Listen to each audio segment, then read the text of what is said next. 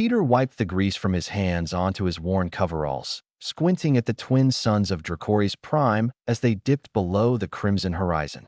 The salvage yard stretched for miles around him, a graveyard of starships from 100 different species, each vessel telling stories of battles won and lost across the galaxy. He'd been working on a particularly stubborn plasma conduit when he heard it, the unmistakable shriek of a wounded ship cutting through atmosphere.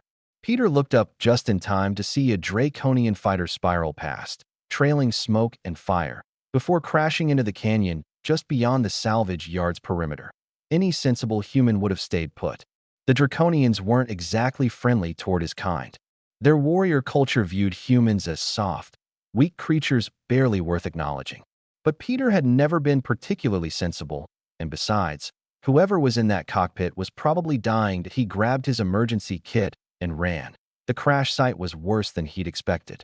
The fighter had carved a deep gouge into the red sand, its hull split open like a cracked egg.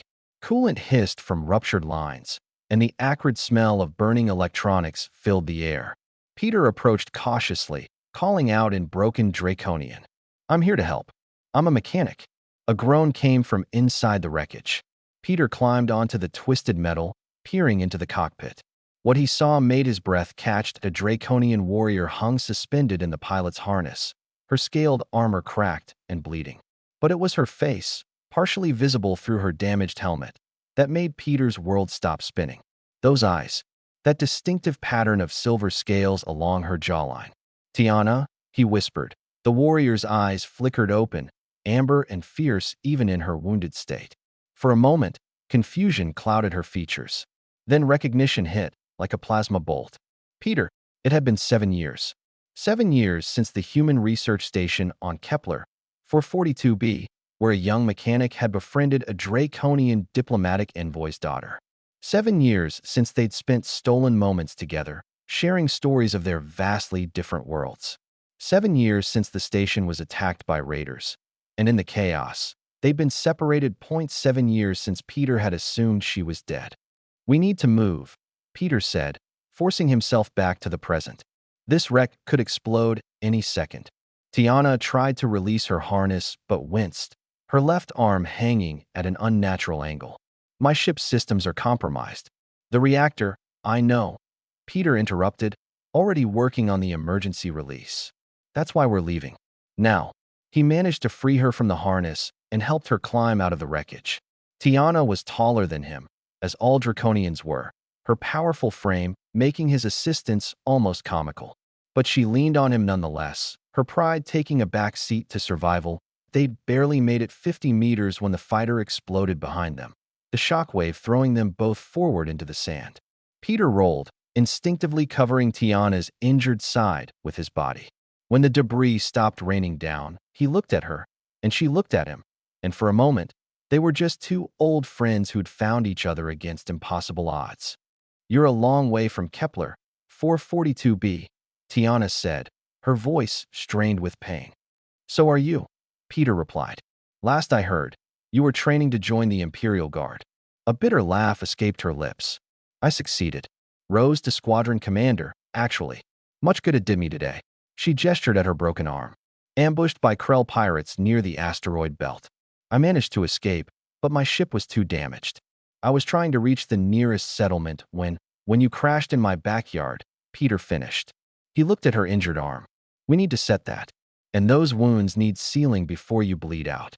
"Humans and their bleeding hearts," Tiana muttered, but there was warmth in her tone. "Still can't leave well enough alone. You say that like it's a bad thing." Peter worked quickly, using supplies from his kit to stabilize her arm and seal the worst of her wounds. Draconians healed faster than humans, but even they had limits. As he worked, Tiana watched him with those sharp amber eyes. "You saved my life," she said quietly. "My people would say that makes me honor-bound to you. Your people would say I'm barely worth their notice," Peter countered, not looking up from his work. "My people are often fools." That made Peter pause. He met her gaze, seeing something there he'd almost forgotten.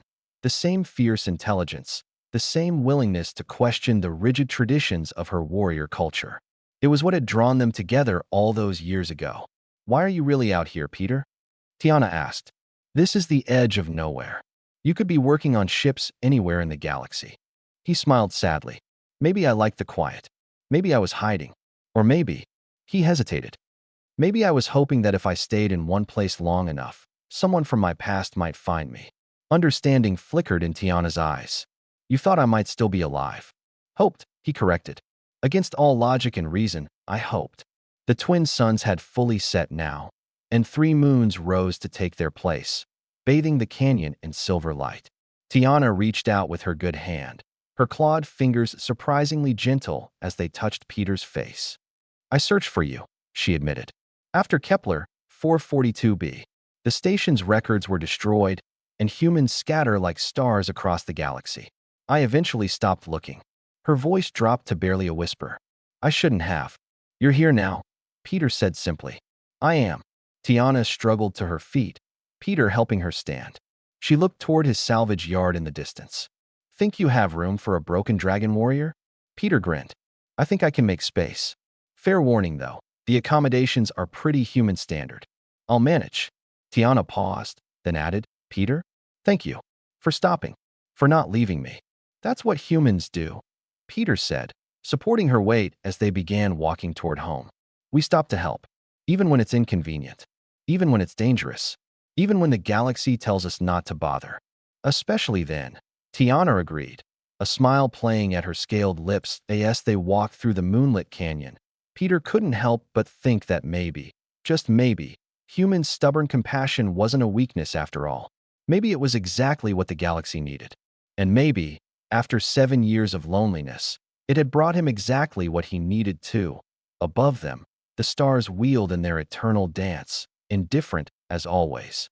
But for one human mechanic and one dragon warrior, the universe had just gotten a little bit smaller and infinitely more hopeful.